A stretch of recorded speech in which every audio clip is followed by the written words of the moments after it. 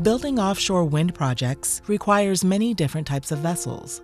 Here's how the offshore industry works with a U.S.-flagged fleet to construct offshore wind projects.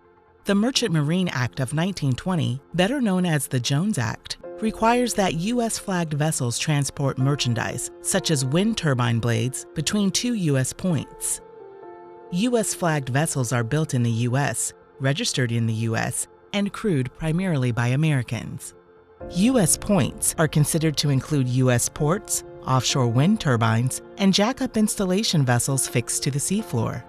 A wind turbine component loaded in the U.S., one point, and transported to an offshore wind project, a second point, must be done on a U.S.-flagged vessel. 18 different types of vessels are needed to build offshore wind projects. 16 of those vessel types are available in the Jones Act fleet.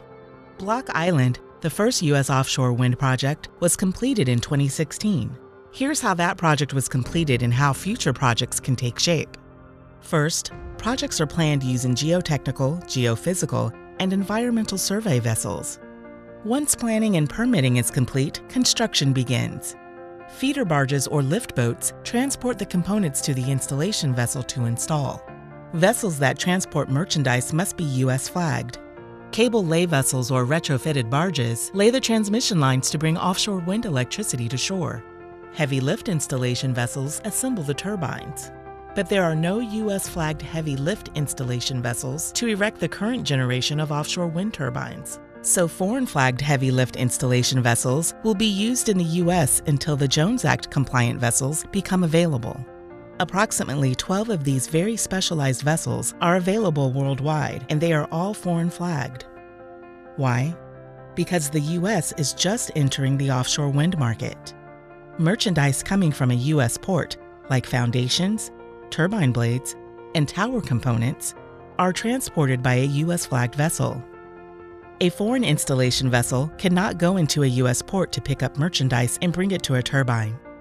At Block Island, Jones Act lift boats transported the turbine tower components and blades to the foreign installation vessel. During construction and after completion, offshore wind will require U.S.-flagged vessels for crew transfer, operations, and other maintenance to service the wind project.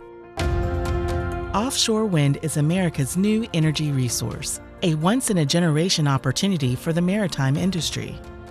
Offshore wind is projected to deploy up to 30,000 megawatts by 2030.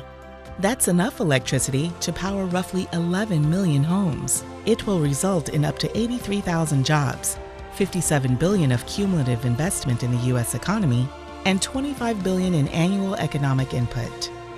Together with our partners in the Jones Act fleet, we look forward to building a thriving, new American energy economy.